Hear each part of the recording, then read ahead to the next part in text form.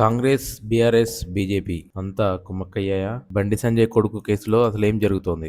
Bandi Sanjay కొడుకుపై POCSO కేసును తొక్కిపెట్టే ప్రయత్నం జరుగుతున్నట్లు కనిపిస్తోంది. ఎందుకని మెయిన్ స్ట్రీమ్ మీడియా మొదలు ఎక్కడా ఈ కేసుపై చర్చ జరగడం లేదు. సోషల్ మీడియాలో కూడా పెద్దగా కనిపించడం లేదు. బీఆర్ఎస్ సపోర్టర్స్ చేస్తున్న కొన్ని ట్వీట్లు, రీట్వీట్లు తప్పితే అందరూ ఈ కేసు గురించి కావాలనే అవాయిడ్ చేస్తున్నారు. బీఆర్ఎస్ లో కూడా హరీష్ రావు కేవలం ఒక ట్వీట్ చేసి తర్వాత సైలెంట్ అయిపోయాడు. కేటీఆర్ కూడా ఎక్కడ ఈ కేసు గురించి మాట్లాడలేదు. మొత్తానికే మాట్లాడకపోతే మీరు కుమ్మక్కయ్యారని జనం అనుకుంటారని ఆర్ఎస్ ప్రవీణ్ కుమార్ తో మాట్లాడిస్తున్నట్టు అనిపిస్తుంది. అలాగే కార్యకర్తలతో 2 చోట్ల చిన్నపాటి నిరసనలు చేయించారు అంతే. కాంగ్రెస్ నాయకులు అయితే ఎవరూ దీనిపై మాట్లాడడం లేదు. CM Revanth Reddy silent, deputy CM బట్టి విక్రమార్క సైలెంట్, కరీంనగర్కి చెందిన పొన్న ప్రభాకర్ సైలెంట్. ఒక్కచోట తీన్మార్ మల్లన్న ఈ కేసుపై మాట్లాడినట్టు కనిపించింది. బండి సంజయ్ పై చర్యలు తీసుకోవాలని పీఓడబ్ల్యూ సంజయ్ మాట్లాడినట్టు వీడియోలో ఉంది. పోక్సో కేసును అందరూ మర్చిపోయేలా ప్రయత్నం చేస్తున్నాయి కొన్ని మీడియా సంస్థలు. ఇప్పుడు ఏ మీడియా ఛానల్ చూసినా పోక్సో కేసుకు బదులు హనీ ట్రాప్ కేసుపైనే స్టోరీలు చేస్తున్నాయి.